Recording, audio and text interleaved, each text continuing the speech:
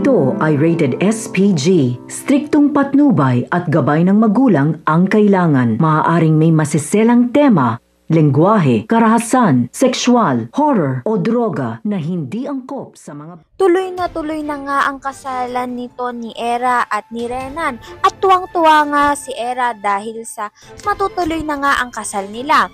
At ngayon nga magkakaroon nga sila ng gown fitting para nga sa kasalan nila. Ngunit may nangyari ngang masama.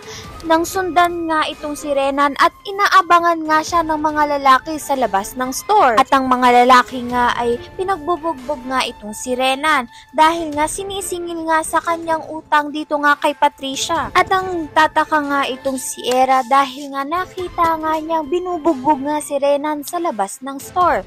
Sa kabilang banda naman nga itong ang si Lilith ay may isang malaking hamon na susubok sa kanyang propesyon dahil nga isang relihiyon ang kanyang kalaban.